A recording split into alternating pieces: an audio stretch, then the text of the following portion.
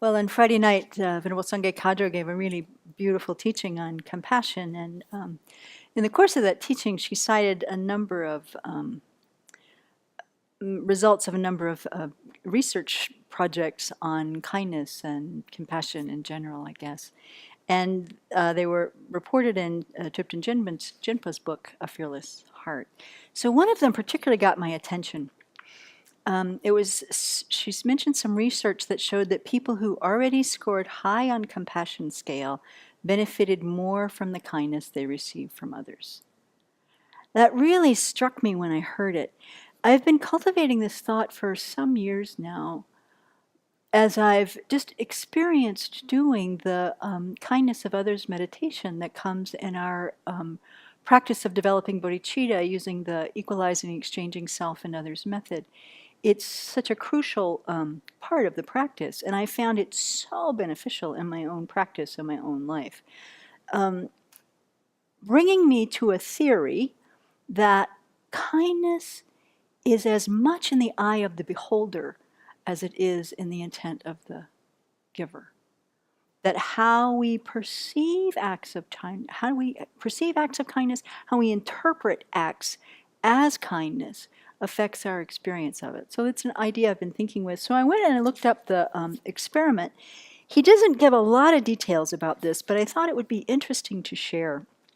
It's a little bit of a complicated experiment, and it's a small group. There were only 59 people in this study. But it's very interesting. So there's 59 women, all women, started out, the first step was they all took a questionnaire that measured their level of compassion in general. Whether they knew the results or not, probably not. They just took it. And they developed these measurement instruments. Sociologists are very good at finding the questions that measure these things, right? So then the next week they came back to the lab and they were told that they needed to do 3 exercises. They needed to be in an interview, they needed to do a math problem, and they needed to give a speech to 2 of the researchers. And they were given 5 minutes to prepare the speech. So then they were, wired up to an EEG machine, which was so measuring brain activity and also measuring some other physiological responses. So that was in place, but the real experiment was more covert because the group was then divided in 2. And half of the women were given encouragement as they did these tasks. So the researchers said, "Oh, you're doing a great job." They smiled at them. They had affirmative body language, and so that was that. The other group got no affirmative response. The researchers were there just being scientists and being researchers, right? So the result of this was really interesting. For the group, so remember they all took a test at the beginning to measure their levels of compassion, I guess innately, or what was already in their mind, right? The group that had already high levels of compassion on their measure, whatever that measurement scale was, and received the affirmative support, had very low levels of stress response to doing these tasks, even the most stressful, which was giving a talk, especially with 5 minutes of preparation. Anybody who's been told to say, I need a BBC, you do it, knows how that stress level comes up, right? But so they measured their cortisol level, they measured the variability in the heart rate, and they measured the blood pressure level. So the group that had the highest level of compassion and that got positive reinforcement had very little stress response. Interestingly, people who scored low on the compassion scale and received positive support did not have that same response. They did not have those lower levels, so indicating that they were stressed. Also, the people who scored high on the compassion scale but didn't get positive support also were stressed out during the course of this. So the conclusion in their summary of findings, the researcher says those who are more compassionate may also be more benefited by support. So in other words, to more readily recognize kindness in others, we need to be compassionate ourselves. So it's a two-way street. Of course, as much as we try to think about interdependence, we think it's a one-way deal, but it's not. We are completely affecting each other. So in a way, this supports my theory, my exploration about the kindness. I mean, already kindness is so much, it's not an action, it's not even the motivation, as much as it's the state of mind, right? It's a state of mind. It can be a state of mind in the mind of the giver, as well as a state of mind in the mind of the receiver. And so if kindness is in the eye of the beholder, then we're labeling something we interpret as kind. Right? You get where I'm going? So if we do this meditation on the kindness of others, for example, many of us here have had the experience of we begin by meditating on the kindness of our parents.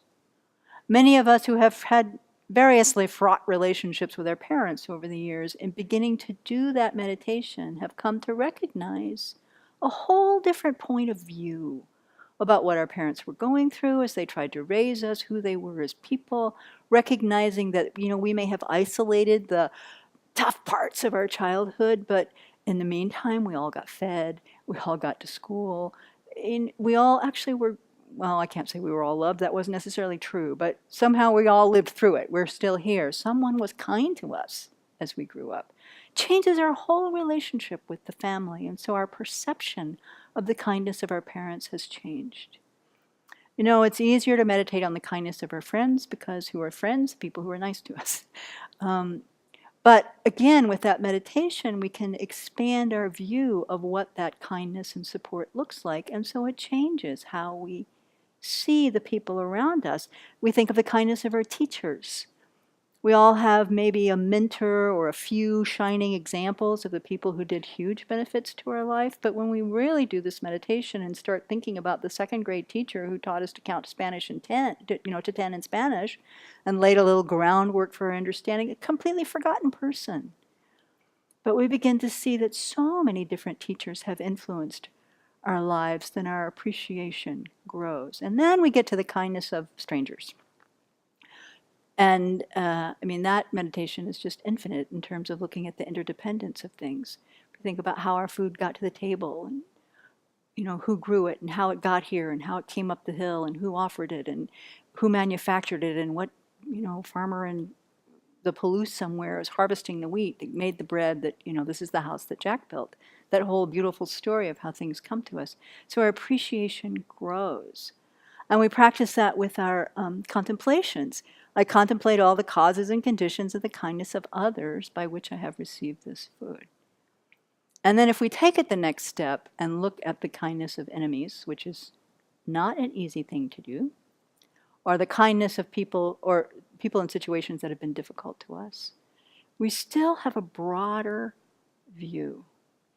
So it goes back again to this conclusion that other people's kindness make us kinder, is what this book says in many different ways.